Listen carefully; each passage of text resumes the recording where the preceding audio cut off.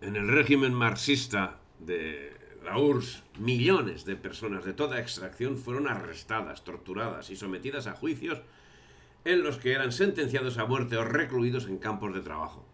Sobra hablar de cifras, en las que acabaron contándose no pocos individuos que se habían significado como perfectos ejecutores del engranaje terrorista del Estado soviético, que por circunstancias varias fueron cayendo en desgracia. Tan es así que en 1939 habían sido purgados no menos del 70% de los miembros del Comité Central del Partido de los que estaban en 1934. El 90% de los generales fueron ejecutados o deportados a campos del Gulag y más de 1.700.000 personas fueron arrestadas por acusaciones de índole política, siendo que se calcula que más de 700.000 fueron ejecutados. Primero fueron las élites, pero pronto las purgas fueron más allá de las élites para dirigirse a todos los niveles de la sociedad, abarcando saqueadores, saboteadores y espías. Lo eran o no lo eran calificados como tales, como fueron representados por la prensa contemporánea, la prensa marxista, lógicamente.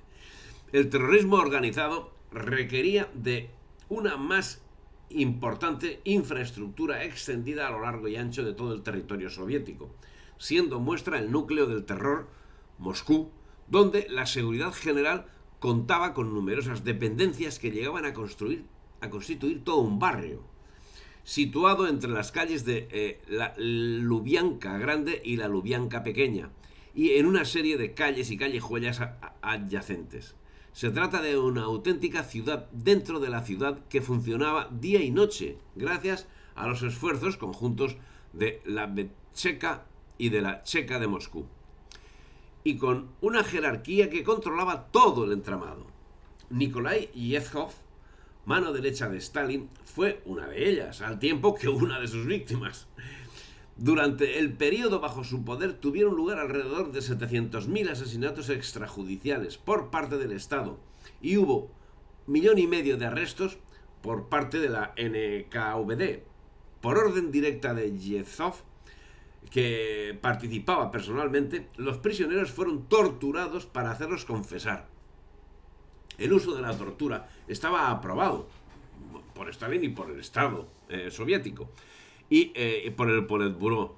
En el verano de 1938, el propio Yezhov inició su camino de sospechoso del sistema y fue relegado al puesto de comisario para el agua.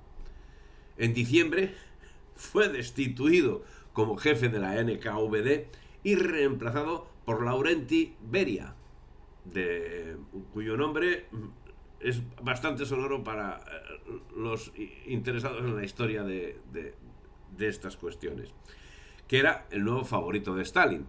En enero, Yezhov fue visto por última vez en público. Sería fusilado como fusilada fue su mujer y otros familiares. Su madre desapareció. Stalin cargó sobre él las culpas de las purgas, pero existen documentos que certifican que no fue juzgado por las purgas, sino por colaboracionista con potencias enemigas de la URSS. Y a partir de ahí la especulación y la verdad se baten en duelo. Por supuesto, a muerte. Cuando hablamos de duelos en el marxismo es a muerte. Estonia, Letonia y Lituania fueron ocupadas por la URSS en 1940 tras el pacto Molotov-Ribbentrop de 1939. A partir de ese momento, nos señala Cynthia Caden, que los campesinos fueron expulsados de sus tierras e integrados en granjas colectivas bajo unas condiciones que se confunden con las de la esclavitud pura y dura.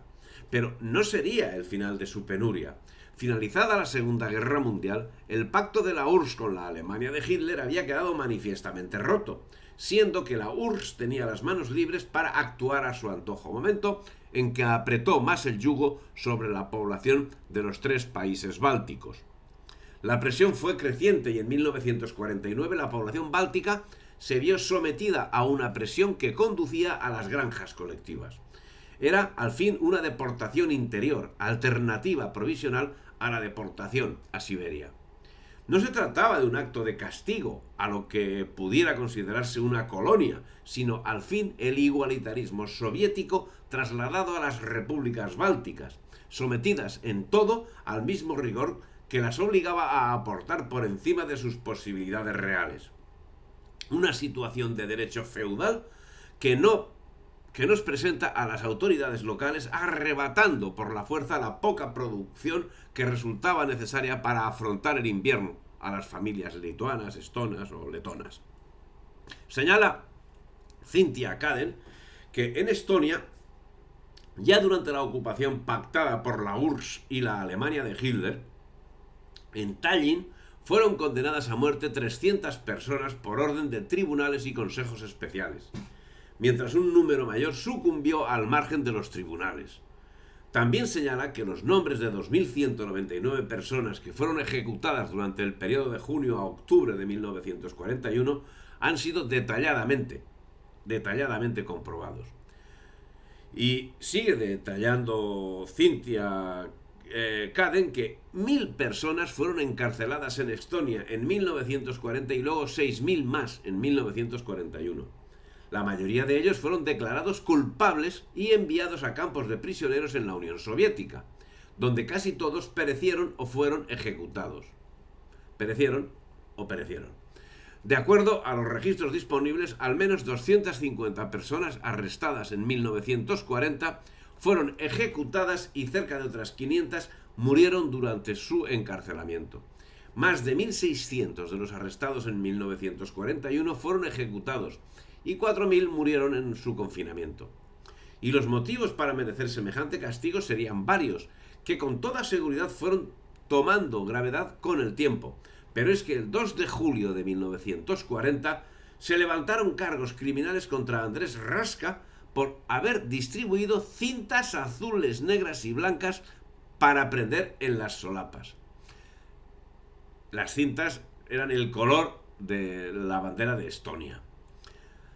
Lituania, Estonia y Letonia se vieron abocadas a la lucha guerrillera, primero contra Alemania y luego contra la URSS.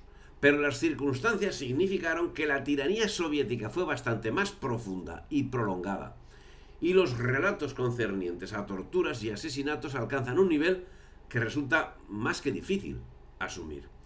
Los relatos sobre las ejecuciones, sin embargo, resultan plausibles después de haber visitado las instalaciones del KGB en Vilna, en Lituania, que personalmente las he visitado. Estos relatos nos presentan al condenado firmando documentos de identificación en una estancia que es identificable como oficina, tras la cual, y con sus brazos atados, eran conducidos a una pequeña habitación insonorizada o a otra con una manguera o a otra sin techo. Todas ellas dan a una sala de tiro, donde hacían de blanco. Esos relatos hacen pasar al reo por cada una de las estancias y, como digo, en la última, haciendo de blanco. Si te ha gustado el vídeo, dale me gusta, difunde y suscríbete al canal.